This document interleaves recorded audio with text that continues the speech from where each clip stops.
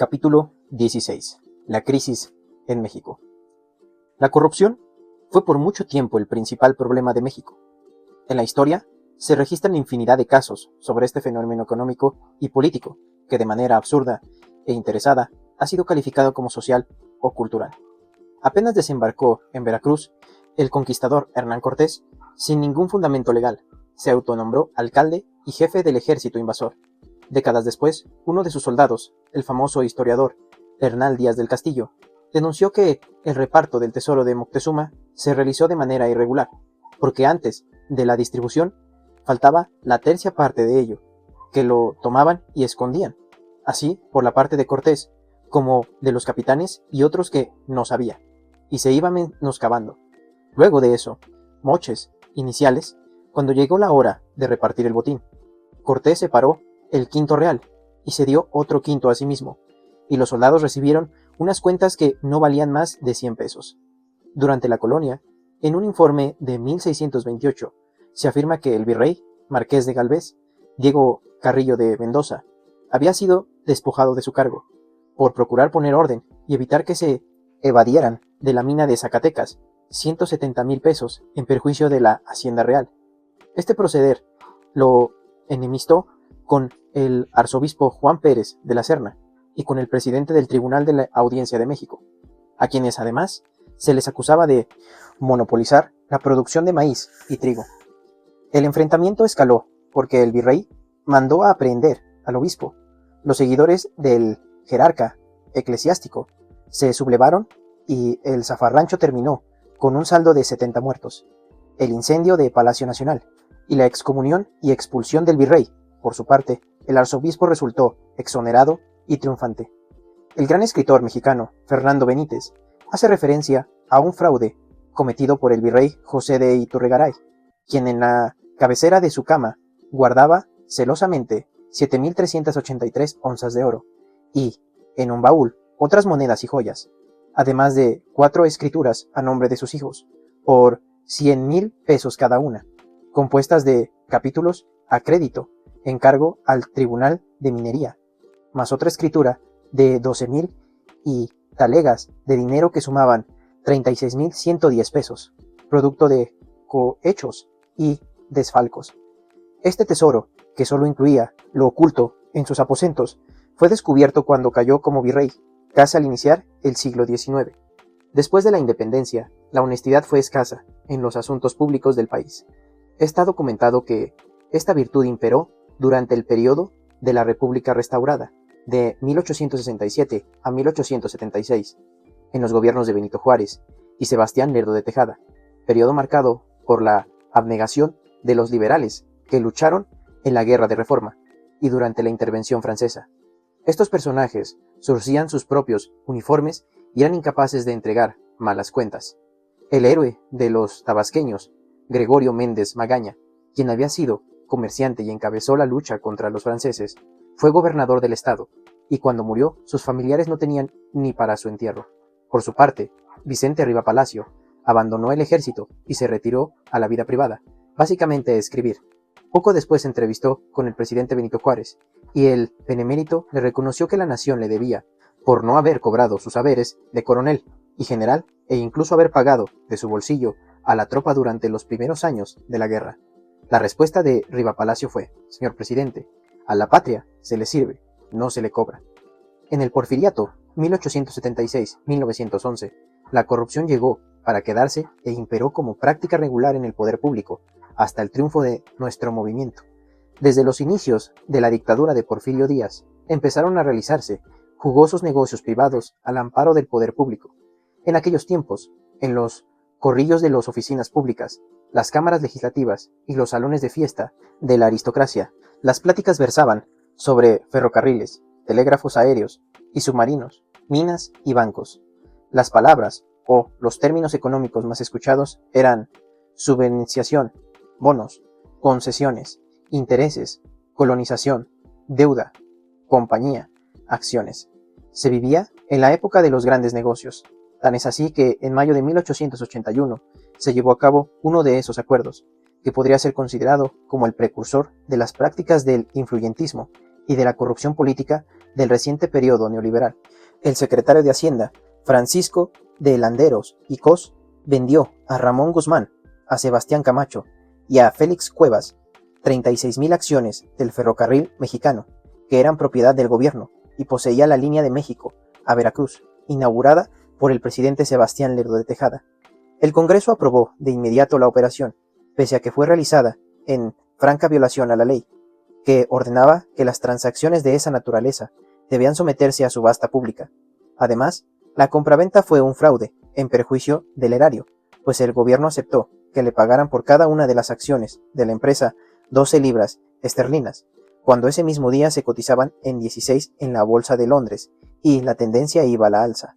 6 meses después de la transacción, Ramón Guzmán, uno de los compradores, habría de firmar como testigo de la boda de Carmen Romero Rubio con Porfirio Díaz.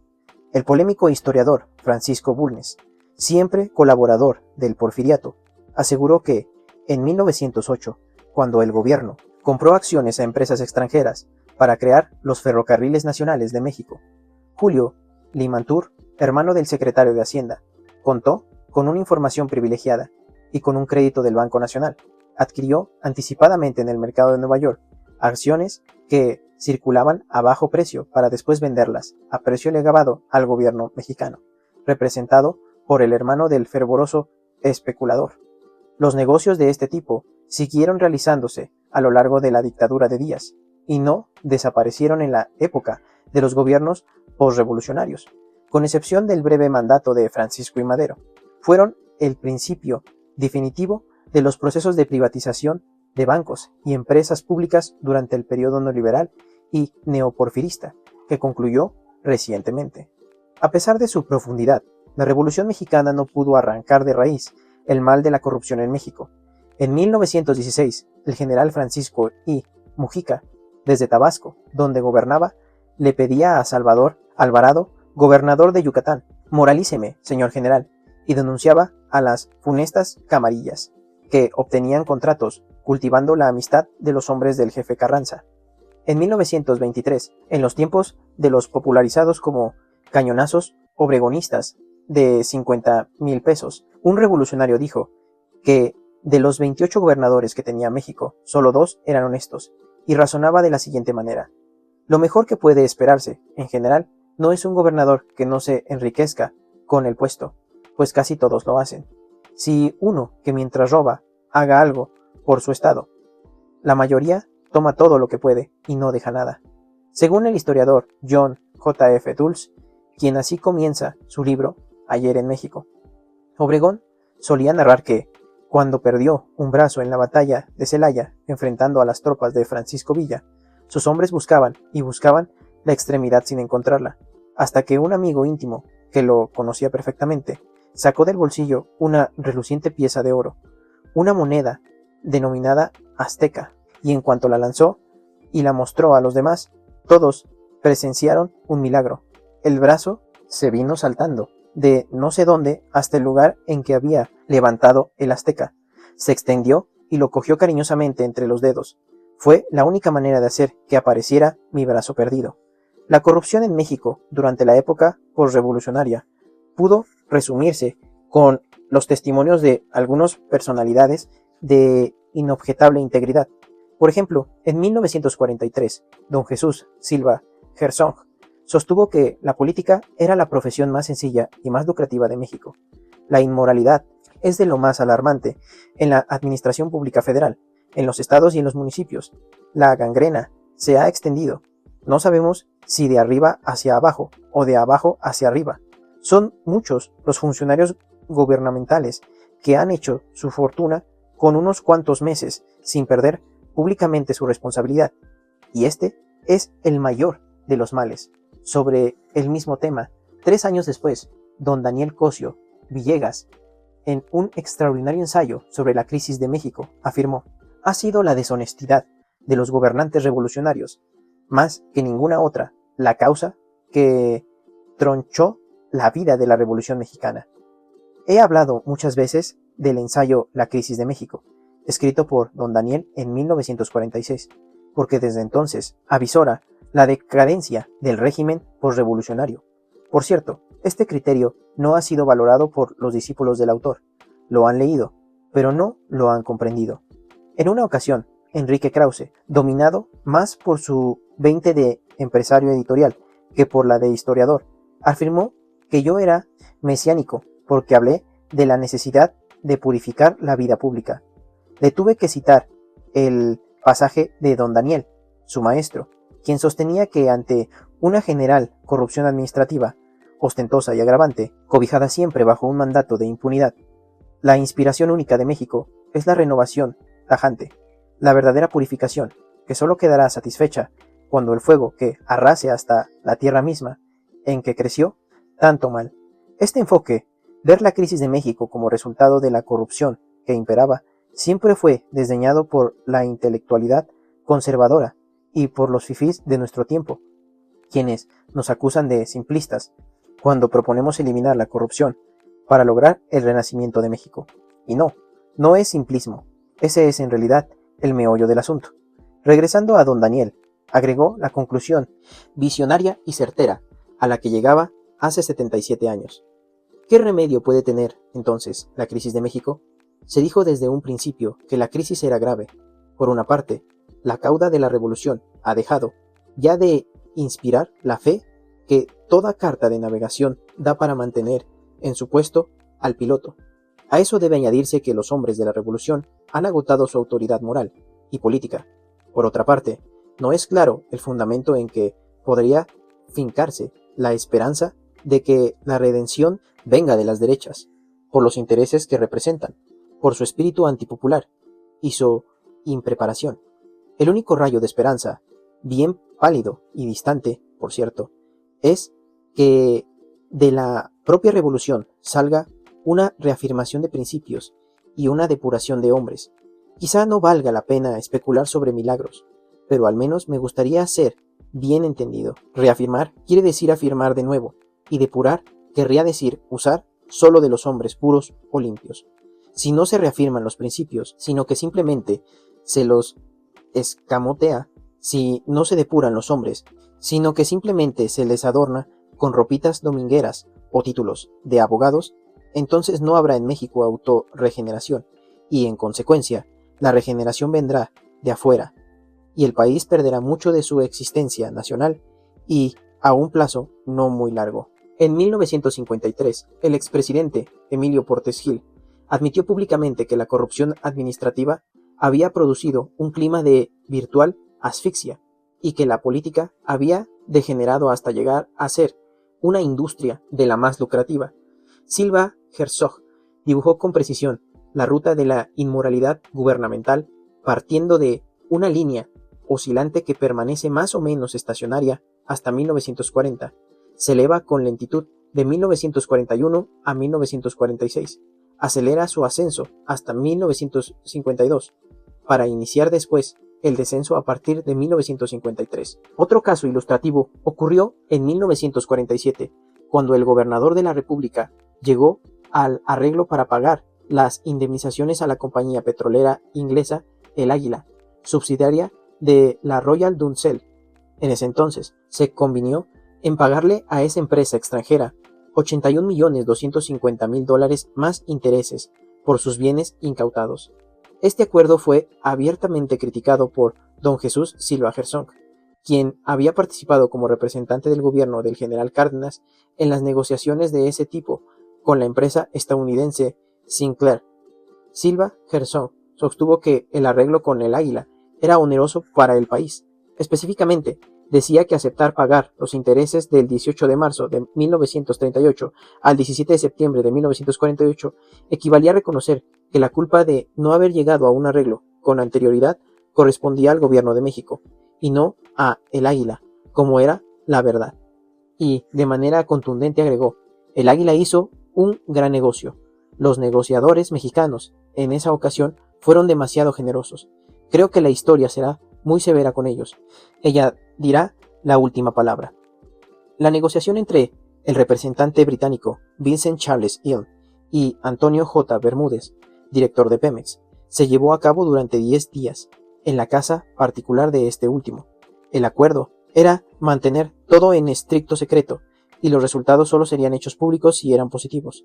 Pero alguien dentro del mundo petrolero o del gobierno mexicano no resistió la tentación de aprovechar la oportunidad para obtener alguna ganancia y filtró a la prensa británica información sobre el tema, lo cual produjo que las acciones de El Águila se fueran a la alza en el mercado londinense. Por esta maniobra se denunció que altos funcionarios del régimen, enterados de la inminencia del arreglo, habían realizado un jugoso negocio al comprar antes, a precios irrisorios, las acciones que luego subieron de valor. Recordemos, en fin, que en los sexenios posteriores de Adolfo Ruiz Cortines, los gobernantes contribuyeron con su actuación a prostituir el sentido moral y humano de la política mexicana. Pocos de ellos cumplieron con su deber y la mayoría se alejó de la austeridad republicana. Unos se enfermaron de ostentación y derroche, y otros de plano se dedicaron al saqueo del erario para hacerse grandes con la riqueza malavida. No dejó de recordar, como parte de la picaresca o del cinismo político, que Gonzalo N. Santos, legendario cacique de San Luis Potosí, escribió en sus memorias que la moral no es un árbol que da moras y sirve para una chingada. Por su parte, Carlos Hank González popularizó la frase: un político pobre es un pobre político.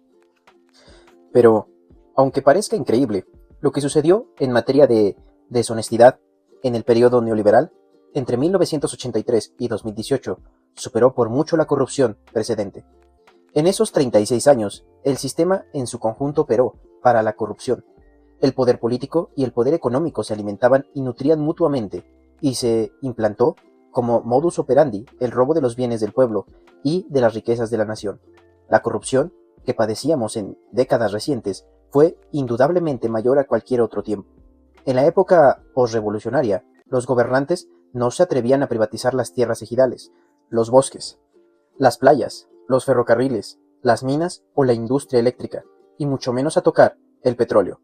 En los aciagos tiempos del neoliberalismo, los gobernantes se dedicaron, como en el Porfiriato, a concesionar el territorio y a transferir empresas y bienes públicos a particulares nacionales y extranjeros. No solo se trató, como antes, de actos delictivos individuales o de una red de complicidades para hacer negocios al amparo del poder público. La corrupción se convirtió en la principal actividad en el Estado. Un pequeño grupo confiscó todos los poderes y mantuvo secuestradas las instituciones públicas para su exclusivo beneficio, y el Estado fue tomado y convertido en un mero comité al servicio de una minoría. Reflexionaría León Tolstoy: un Estado que no procura la justicia no es más que una banda de malhechores sin justicia, que es un Estado sino una cuadrilla de bandidos. El saqueo de México, por más de 3 décadas, se llevó a cabo de manera simultánea a la imposición en casi todo el mundo del modelo neoliberal, que consiste, en esencia, en fincar la prosperidad de pocos en el sufrimiento de muchos. Obviamente, esta infamia se envolvió con una tenaz e intensa difusión de dogmas como la supremacía del mercado, la utilización del Estado solo para proteger y rescatar a las minorías privilegiadas, y desde luego se proclamó que las privatizaciones eran la panacea. Para los neoliberales, el nacionalismo económico era anacrónico y la soberanía un concepto caduco frente a la globalidad. Sostenían con algo parecido al fanatismo que se debía cobrar menos impuestos a las corporaciones y más a los consumidores, y que lo económico debía predominar en todo momento sobre lo político y lo social. El Estado, en su modo de ver, no tenía que promover el desarrollo ni procurar la distribución del ingreso, porque si le iba bien a los de arriba, le iría bien a los de abajo. Se puso de moda el sofisma de que si llovía fuerte arriba, inevitablemente habría de gotear abajo. En México, esta retacería de enunciados sin fundamento técnico ni científico, junto con las llamadas reformas estructurales, fue aplicada de manera obsesiva. Este adoctrinamiento fue usado para llevar a cabo el pillaje más grande que se haya registrado en la historia del país. La política económica de élite comenzó a impulsarse desde el gobierno de Miguel de la Madrid, 1982-1988, y se profundizó durante el sexenio de Carlos Salinas de Gortari, 1988-1994. Con este propósito se llevaron a cabo intensas campañas propagandísticas en las que intelectuales y los denominados líderes de opinión repetían, como loros, falsedades para justificar el bandidaje oficial y el predominio de los intereses económicos de una minoría por encima del bienestar público. En ese tiempo se ajustó el marco jurídico para legalizar el saqueo, que fue encubierto con el eufemismo desincorporación de entidades paraestatales no estratégicas ni prioritarias para el desarrollo nacional.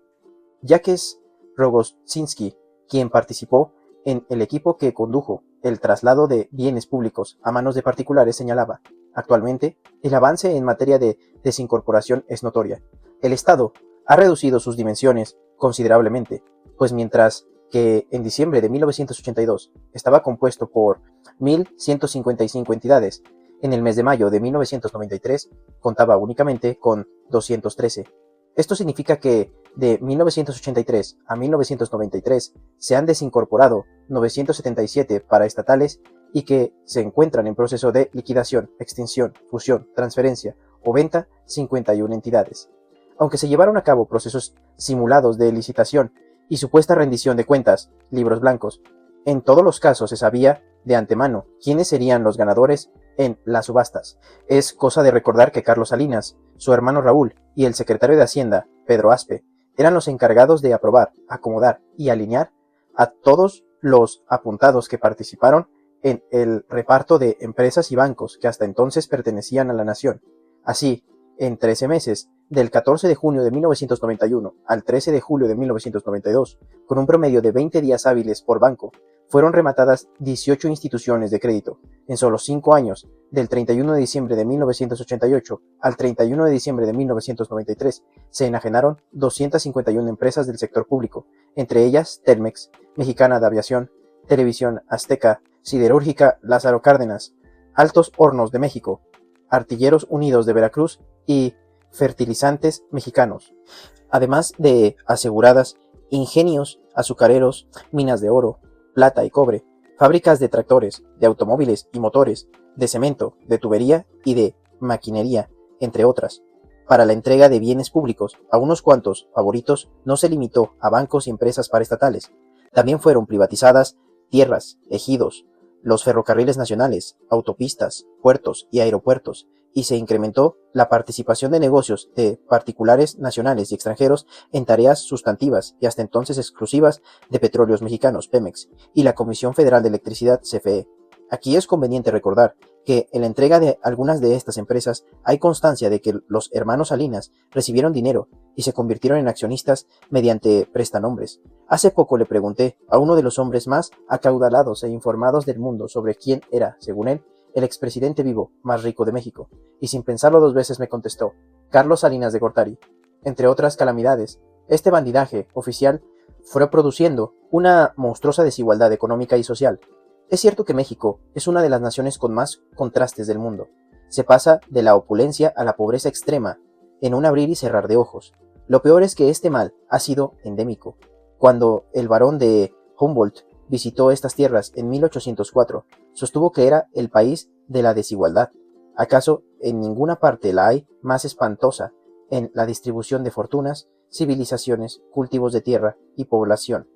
En efecto, mientras el arzobispo de México percibió una renta anual de 130,000 pesos y la del Valladolid, hoy Morelia, de 100,000 pesos, los sacerdotes como José María Morelos percibían un salario de 100 pesos al mes. Aunque parezca increíble, en tiempos del neoliberalismo, la desigualdad se volvió aún más extrema.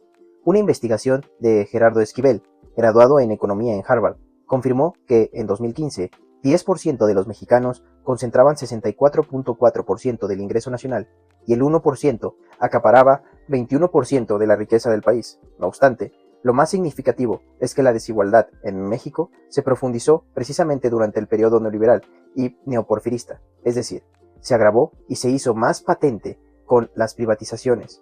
Un dato: en julio de 1988, cuando Salinas fue impuesto mediante un fraude electoral en la lista de la revista Forbes, en la cual figuran las personas más ricas del mundo, solo aparecía una familia mexicana, la de los Garza Sada, con 2,000 millones de dólares, pero al finalizar aquel sexenio, ya estaban incorporados a esa lista 24 mexicanos que poseían en conjunto más de 44 millones de dólares. Casi todos ellos habían sido beneficiados, con empresas, minas y bancos propiedad de los mexicanos.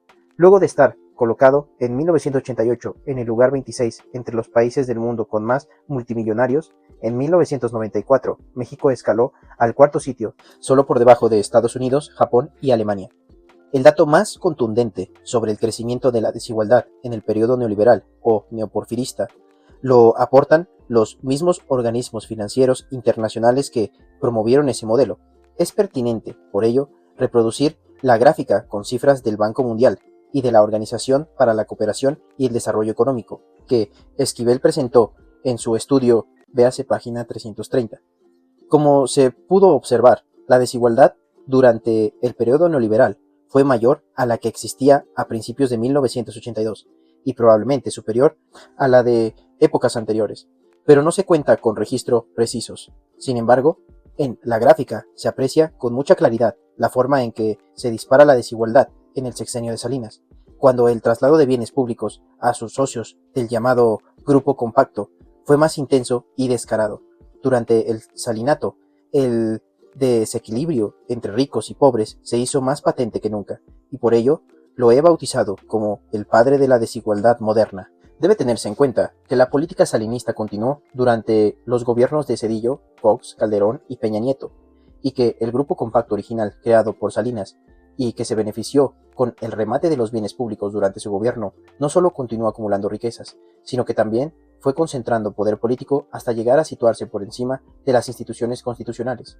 En los hechos, los integrantes de este grupo eran quienes verdaderamente mandaban y decían sobre cuestiones fundamentales en la Cámara de Diputados y en el Senado, en la Suprema Corte de Justicia de la Nación, en el Instituto Federal Electoral, en el Tribunal Electoral del Poder Judicial de la Federación, en la Procuraduría General de la República, en la Secretaría de Hacienda y Crédito Público y en el Gobierno, en su conjunto, así como en los partidos Acción Nacional y el de Revolucionario Institucional, en la mayoría de agrupaciones de la llamada sociedad civil y en las organizaciones supuestamente no gubernamentales. Además, ejercieron el control casi total en la mayoría de los medios de comunicación. Claro está que se buscó justificar la operación de despojo con la consabida retórica de promover la intervención local y foránea para reactivar la economía, crear empleos y procurar el bienestar de los mexicanos. Así fue la misma mentira del progreso utilizado durante el porfiriato para entregar a particulares nacionales y sobre todo a extranjeros las tierras, las aguas, los bosques, las riquezas mineras y el petróleo a costa del sometimiento, la pobreza, la cancelación de las libertades, los derechos políticos y la soberanía. En otras palabras, aun cuando este modelo económico sí seguía implementando en otros países con los mismos resultados desastrosos, para nosotros el llamado neoliberalismo no fue más que neoporfirismo. Por eso, indigna que los promotores de este retroceso, con la desfachatez que los caracteriza, sostengan hasta la fecha que se trataba de lo nuevo o la modernidad, cuando en realidad se trató de un retroceso hacia una de las épocas más siniestras de la historia de México, en la que decía, mientras haya mundo, tendremos un número muy reducido de afortunados, en contraposición con la inmensa mayoría que luchará en vano por alcanzar los favores de la fortuna. Toda la estrategia neoliberal consistió, en realidad, en regresarnos al pasado para quitarnos el futuro y hasta el derecho a la esperanza. En ese periodo se enfocó la movilidad social. Se buscó evitar que los de abajo pudieran ascender a mejores niveles de bienestar mediante el estudio o el trabajo, y se intentó condenar a morir pobre al que nació pobre. Es inoculable que el modelo económico neoliberal, o mejor dicho, la política de pillaje, resultó un rotundo fracaso, porque produjo la infelicidad del pueblo y la ruina del país. En vez de avanzar en la economía, lo social, lo moral y lo político, se retrocedió, y no habría podido, de ser otra forma. El supuesto nuevo paradigma, como le llamaban, fue diseñado con el propósito de favorecer a una pequeña minoría de políticos corruptos y delincuentes de cuello blanco, que se hacían pasar por hombres de negocios. No hubo políticas públicas pensadas para promover el desarrollo o procurar la justicia. Ni siquiera se intentó atender demandas sociales, con fines humanitarios y para evitar conflictos y violencia. Ni hubo al menos interés en gobernar con rectitud y honestidad. El régimen neoliberal se ocupó básicamente de dirigir toda la acción del gobierno hacia una operación de traslado a particulares de bienes del pueblo y de la nación, con el engaño de que ellos nos traerían prosperidad. Por si esas prácticas privatizadoras no hubieran sido lo suficientemente inmorales, ruinosas e injustas, Los gobiernos neoliberales aplicaban, además, medidas fiscales orientadas a beneficiar a unos cuantos causantes por medio de exenciones fiscales, créditos y deducciones injustificadas, mientras el grueso de la recaudación recaía en las clases medias, en las pequeñas y medianas empresas y en el pueblo en general. Por ejemplo, en los 2 últimos sexenios, los grandes contribuyentes se beneficiaron con condonaciones por 336.174 millones de pesos, y solo 58 de ellos dejaron de pagar 189.018 millones de pesos. La lista de las corporaciones y los montos no cobrados es la siguiente. Otro vil engaño fue la llamada reforma energética, que supuestamente vendría a salvarnos y que en la práctica provocó la caída en la producción de petróleo y aumento desmedido en los precios de las gasolinas, el diésel, el gas y la electricidad. Cuando esa reforma fue aprobada, en 2013, se afirmó que se conseguiría inversión extranjera a raudales como nunca. El resultado fue que apenas llegaron 1.428 millones de dólares de capital por año, lo que representó 3% de la incipiente inversión pública realizada por Pemex en el mismo periodo y únicamente 0.9% de la inversión prometida.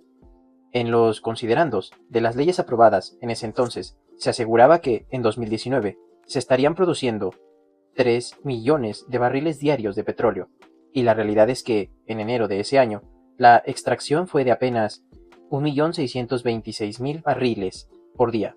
Desde la aprobación de la reforma energética hasta el día de hoy, del total de las compañías particulares, nacionales y extranjeras que obtuvieron 110 contratos para la extracción de hidrocarburos, solo 3 empresas están produciendo. Fue tan grave el daño causado al sector energético nacional durante el neoliberalismo, que no solo éramos el país petrolero que más gasolinas importaba en el mundo, sino que, cuando llegamos al gobierno, se compraba petróleo crudo para abastecer a los únicos 6 refinerías que a duras penas sobrevivieron. Téngase en cuenta, además, que durante 40 años no se construyó una nueva refinería en el país. Antes del neoliberalismo producíamos y éramos autosuficientes en gasolinas, diésel, gas y energía eléctrica. En 2019, solo de gasolinas importábamos 608.000 barriles diarios, 76% del consumo nacional. Asimismo, en el periodo neoliberal, el poder adquisitivo del salario mínimo se deterioró en 70%, y por ello el ingreso de los trabajadores mexicanos llegó a ser uno de los más bajos del planeta. Los salarios mínimos eran inhumanos y anticonstitucionales. Atrás quedó aquello de que, a diferencia de México, China tenía como ventaja comparativa los bajos costos de su mano de obra. En 2018 ganaban más los trabajadores de esa nación asiática que nuestros connacionales. Como es sabido, con el pretexto de contener la inflación, la política neoliberal contuvo los aumentos de los salarios y durante años los mantuvo por debajo de los incrementos de los precios, lo cual provocó el empobrecimiento y la pérdida del poder adquisitivo de los trabajadores. Aquí agrego otros saldos de la política económica neoliberal o neoporfiristas. El maíz, esa planta bendita y base principal de nuestra alimentación que se cultiva desde tiempos inmemorables y que se reproduce tanto en la sierra como en los valles, en las costas y en los antiplanos, en regiones de frío y de calor, es originario de México. Sin embargo, somos el mayor importador mundial de maíz amarillo. El fracaso de esta política antipopular se advierte por todas partes y en las variadas y lamentables carencias de la gente.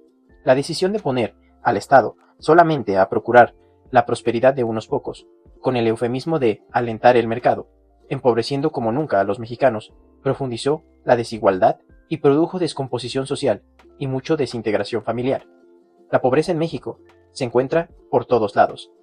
Está presente en los estados del norte, donde solía ser menos evidente.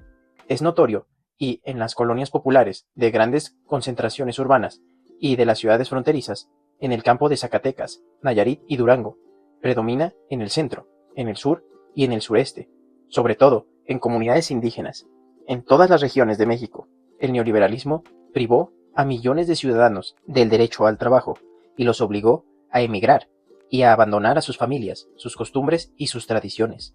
La producción del autoconsumo, los programas de apoyo gubernamental y la ayuda que reciben quienes tienen familiares en el extranjero solo alcanzaban para sobrevivir. No había para comer bien, para transporte, para atención médica, para gas o electricidad, y mucho menos para la diversión y la cultura. Los programas sociales de los gobiernos de Salinas, Zedillo, Fox, Calderón y Peña Nieto, le hace la secuencia Solidaridad, Progreso, Oportunidades y Próspera, fueron meros paliativos de la pobreza, cuando no mecanismos perversos de control y manipulación con fines electorales. Hasta los datos del Consejo Nacional de Evaluación de la Política de Desarrollo Social, Coneval, institución creada durante el neoliberalismo para medir las carencias, confirmaban que México se había convertido en uno de los países con mayor porcentaje de pobreza en el continente y el tercero o cuarto en desigualdad en la tierra. Duele decirlo, los más pobres, entre los olvidados y oprimidos, eran los cerca de 10 millones de integrantes de los distintos grupos indígenas de México. En realidad, el Estado no solo dejó de impulsar el crecimiento económico y la creación de empleos, sino que incumplió con su responsabilidad social de garantizar el bienestar de los mexicanos. Durante todo el periodo neoliberal no hubo programas de desarrollo, sino reparto de despensas y migajas.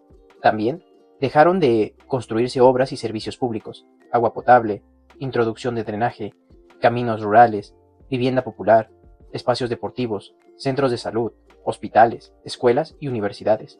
Una de las manifestaciones más dolorosas del abandono y de la dignidad social es, precisamente, la falta de equidad en el acceso a los servicios de salud.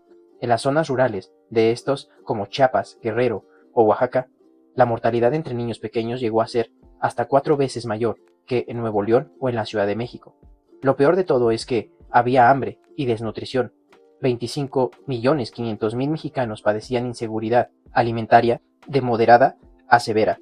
Las entidades como los niveles más graves eran Oaxaca, Chiapas, Veracruz, Campeche, Puebla, Hidalgo y Guerrero. En cuanto a la educación, el rezago heredado del neoliberalismo era impresionante. La población de 15 años o más sin educación básica alcanzaba 31.2%, 28.700.000 personas, y en el nivel medio superior solo se inscribía 84.2% del total y desertaba 13%, ciclo escolar 2018-2019. La llamada reforma educativa, impuesta en el sexenio de Peña Nieto, nunca se orientó a resolver el grave problema de la falta de oportunidades para estudiar, ni de la baja calidad de la enseñanza. Simplemente buscó reducir a los maestros a la indefensión laboral y a transferir a los padres el costo de la educación.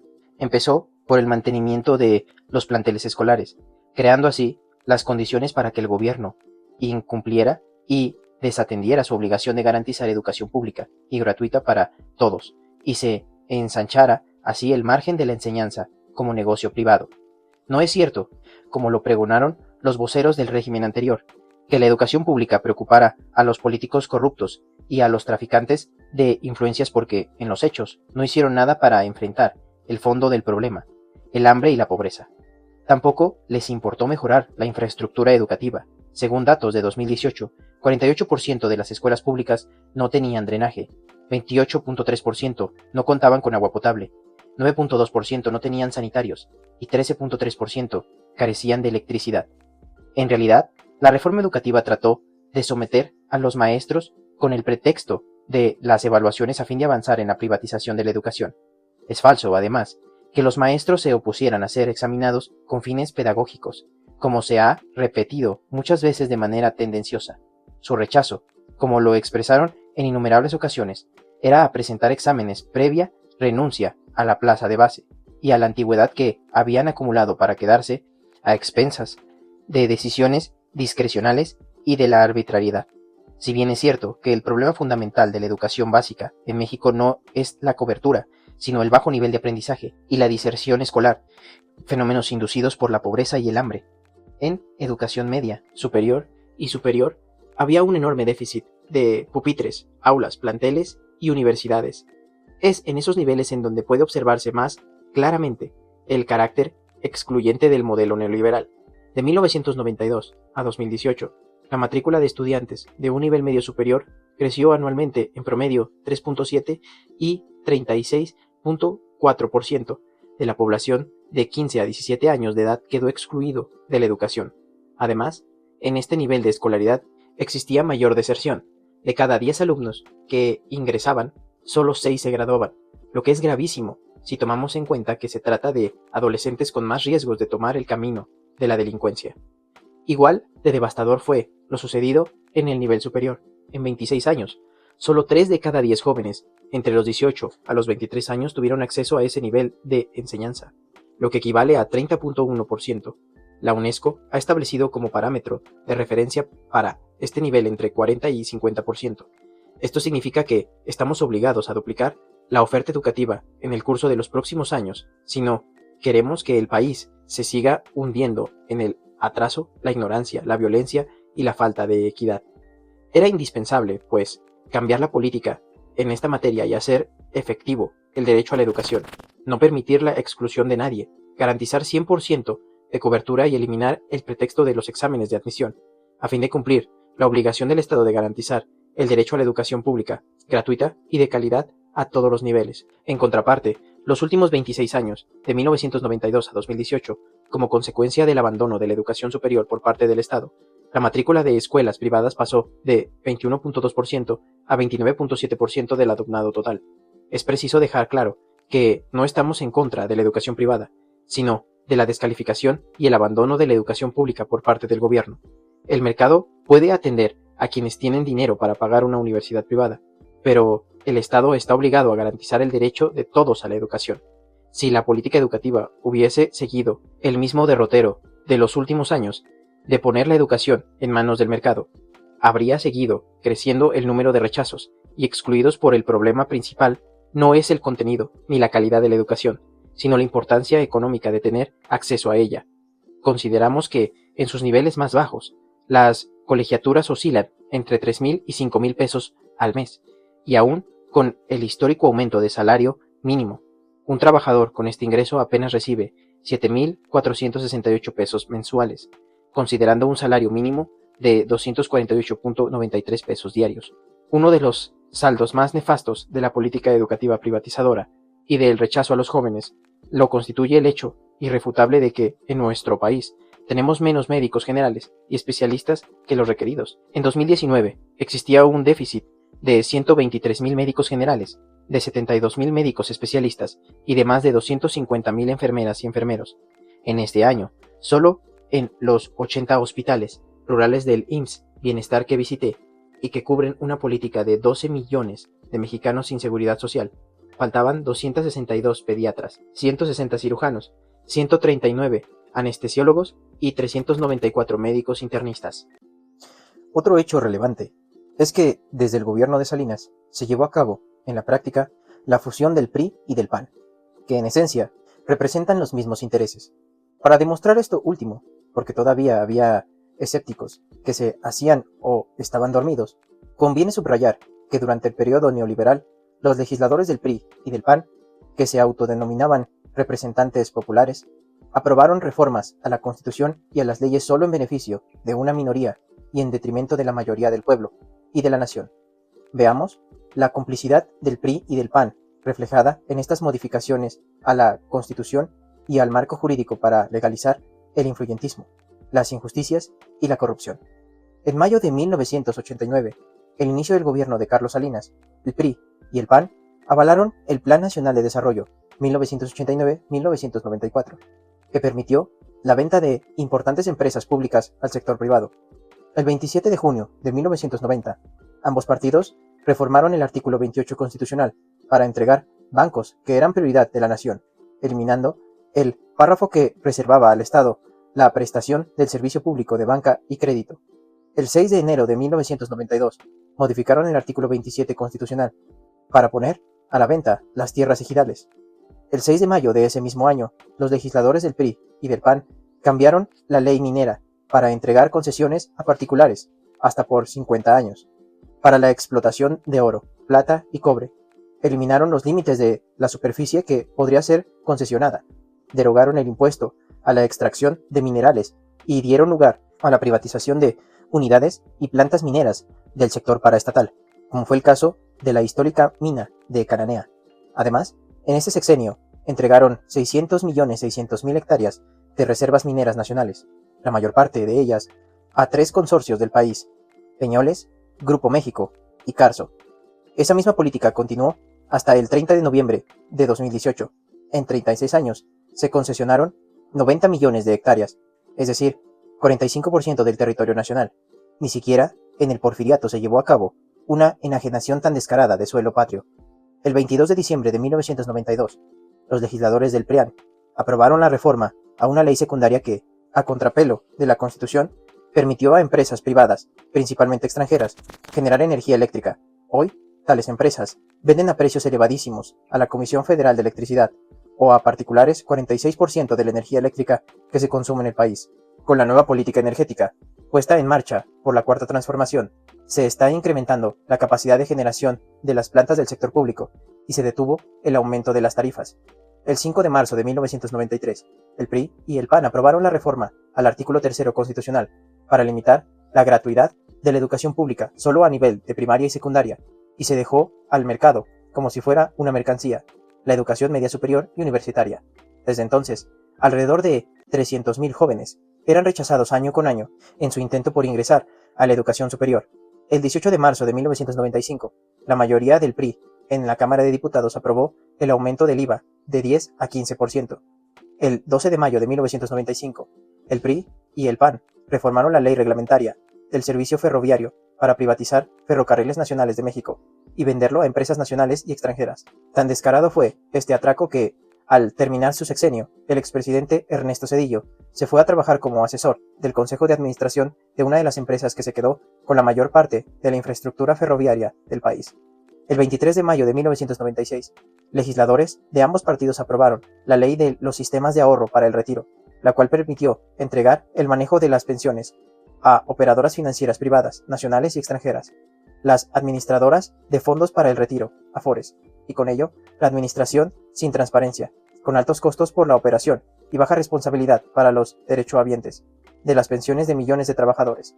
En su primera etapa, las AFORES llegaron a cobrar 3 comisiones distintas sobre el saldo en la cuenta, sobre los depósitos y sobre los rendimientos.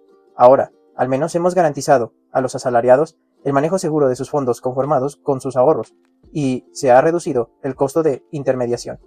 El 12 de diciembre de 1998, diputados del PRI y del PAN aprobaron el FOBAPROA, que convirtió las deudas privadas de unos cuantos empresarios y banqueros en deuda pública.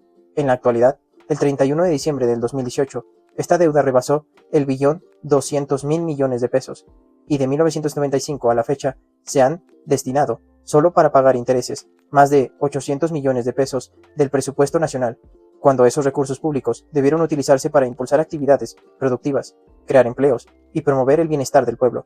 El 8 de diciembre de 2005, ya durante el foxismo, PRI y PAN reformaron la ley del impuesto sobre la renta para conceder a las grandes corporaciones económicas y financieras el privilegio de diferir el pago de impuestos hasta por 100% de sus contribuciones. Una vez consumado el fraude electoral de 2006, el 22 de marzo de 2007, priistas y panistas modificaron la ley del ISSSTE y entregaron las pensiones de los trabajadores al servicio del Estado, a los intereses de los banqueros. Con ello, los trabajadores pagarán más por sus pensiones y al final recibirán menos. Es algo que estamos buscando remediar. El 13 de septiembre de 2007, los mismos legisladores aprobaron un paquete fiscal que incluyó la creación de impuesto empresarial a tasa única, IETU, y el impuesto de 2% por depósitos en efectivo, que más tarde aumentarán a 3%. El 24 de octubre de 2008 aprobaron la Ley de Petróleos Mexicanos para dar lugar al otorgamiento de contratos incentivados, así les llamaron, a empresas privadas, nacionales y extranjeras, para la explotación de petróleos, exclusiva y hasta por 25 años, mediante la asignación de áreas o bloques del territorio. Por cierto, la Suprema Corte convalidó esa reforma y rechazó una controversia constitucional presentada por 5 presidentes municipales alegando que carecen de interés jurídico en el tema. También resolvió improcedente un juicio de inconstitucionalidad interpuesto por legisladores progresistas. Siguiendo la cronología de la ignominia, recordemos que, mediante un acuerdo político entre Calderón y Peña Nieto, el 20 de octubre del 2009, los diputados del PRI y del PAN aprobaron la Ley de Ingresos, en la que aumentaron el IVA de 15 a 16%, incrementaron el impuesto sobre la renta de 28 a 30% y autorizaron los aumentos mensuales a las gasolinas, el diésel, el gas y la electricidad. El 30 de noviembre del 2012, diputados y senadores prianistas aprobaron la reforma laboral, que eliminó derechos históricos a los trabajadores al permitir la subcontratación, el pago por horas y sin prestaciones sociales. El 2 de diciembre del 2012, al día siguiente de haber tomado posesión como presidente de la República, Enrique Peña Nieto firmó con los partidos PAN, PRI y PRD el Pacto por México, en el cual se acordó ampliar y extender la privatización del sector energético, la educación, la seguridad social y las comunicaciones, así como reformar las leyes fiscales, laborales y hacendarias, todo en beneficio de la clase dominante y de los intereses extranjeros. El 13 de diciembre del 2012, la Cámara de Diputados aprobó la mal llamada reforma educativa, que tenía como consigna someter al magisterio y avanzar en la privatización de la enseñanza. Asimismo, el 20 de diciembre, la mayoría de los senadores votó a favor de dicha modificación constitucional, y a partir de ese momento comenzó una campaña de desprestigio, criminalización y persecución sin precedentes en la historia contra el magisterio. El 18 de diciembre del 2012, el Senado aprobó las reformas constitucionales en materia de telecomunicaciones realizadas a los artículos 6, 7, 27, 28, 73, 78, 94 y 105. Estas modificaciones garantizan los derechos de las empresas, pero no el de los consumidores de estos servicios.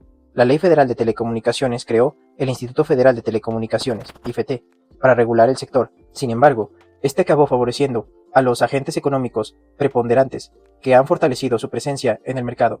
El 10 de septiembre del 2013, la Cámara de Diputados aprobó la reforma hacendaria, que significó cobrar más impuestos a la mayoría de los contribuyentes, manteniendo los privilegios fiscales para las grandes empresas y los bancos. La reforma, aprobada por el Legislativo y publicada en el Diario Oficial de la Federación el 11 de diciembre del 2013, fue modificada por la Presidencia mediante 2 decretos del 26 de diciembre del 2013. En ellos, se estableció que el Ejecutivo tenía facultades para ejercer, en la práctica, un poder determinante en la definición de la política tributaria. El artículo 39 del Código Fiscal de la Federación, Cámara de Diputados 2014, lo habilita para condonar o eximir, total o parcialmente, el pago de contribuciones y sus accesorios, y para conceder subsidios o estímulos fiscales. Y eso exactamente fue lo que hizo el expresidente Peña Nieto, otorgar estímulos fiscales a las industrias manufactureras, maquiladora y de servicios de exportación, y acordar diversos beneficios a otros sectores. No conformes con el avance a las privatizaciones de petróleos mexicanos y de la Comisión Federal de Electricidad, el 11 de diciembre del 2013, los senadores del viejo régimen aprobaron la reforma energética para entregar 20% del potencial petrolero del país a empresas particulares, nacionales y extranjeras, y permitir el aumento ilimitado de la participación privada en la generación de electricidad. Cuando se aprobó esta reforma, solicitamos, de conformidad con el artículo 35 de la Constitución, una consulta ciudadana para recoger la opinión del pueblo sobre este importante asunto de interés nacional. Sin embargo, a pesar de haber reunido más de 3 millones de firmas y de haber cumplido con todos los requisitos, los ministros de la Suprema Corte, demostrando su lealtad servil a los potentados, declararon improcedente nuestra fundada petición. En octubre del 2007, el Senado aprobó nuevos cambios a la Ley de Telecomunicaciones y Radiodifusión que fueron considerados un retroceso democrático. Se nulificó el derecho a las audiencias, pues se eliminó la facultad de la Secretaría de Gobernación de supervisar los contenidos y velar por el cumplimiento de los derechos constitucionales. En los hechos, se dejó sin sanción el incumplimiento del respeto a los derechos de las audiencias infantiles y a la diversidad, y se omitió la obligación de observar un lenguaje no sexista y de no promover la discriminación ni la violencia. En fin, durante el periodo neoliberal, las leyes se aprobaron por consigna y a modo, en el sentido que exigían los traficantes de influencias, políticos, funcionarios y legisladores para beneficio de particulares, sin importar el interés público. En los 36 años del periodo neoliberal, los 3 poderes, el ejecutivo, el legislativo y el judicial, solo estuvieron al servicio de la oligarquía, de la minoría rapaz, y no elaboraron nunca un decreto, una ley, un fallo u otra acción importante en beneficio de la mayoría del pueblo. Por todo ello, era ilógico suponer que los mexicanos podríamos superar la decadencia con una política económica neoporfirista. Por el contrario, si no se hubiera llevado a cabo un cambio de fondo, México se habría seguido hundiendo y estaría en la ingobernabilidad. La política económica de élite es una copia fiel de lo que se aplicó en el porfiriato, pero ya desde entonces quedó demostrado que un modelo no puede funcionar si la prosperidad de unos pocos se sustenta en el sometimiento de muchos. Aquel fallido experimento desembocó en una revolución armada, a quienes todavía sostienen que el de Porfirio Díaz fue un buen gobierno. Bastaría con recordarles que, si eso fuera cierto, no se hubiera producido una rebelión nacional. En la actualidad, estamos llevando a cabo un cambio de régimen tal como se hizo cuando se derrocó a Porfirio Díaz, pero sin violencia, por medio de una revolución de las conciencias y desterrando la corrupción y la impunidad que estaban destruyendo a México. Ahora, en vez de la agenda neoliberal o neoporfirista, que consiste en la apropiación, por unos cuantos, de los bienes de las mayorías. Estamos sentando las bases para elevar la honestidad a rango supremo y convertirla en forma de vida y de gobierno, es decir, moralizar para potenciar la gran riqueza material, social y cultural de México. La propuesta implica también promover la igualdad por la que abogaba Morelos hace 2 siglos, moderar la indigencia y la opulencia, lo que en nuestros días significa conducir al Estado democrático para que distribuya con equidad, por todos los medios legales, el ingreso y la riqueza del país, siguiendo el criterio de que no puede haber trato igual entre desiguales, y que en los ámbitos económicos y social la justicia consiste, en esencia, en darle más a quien tiene menos.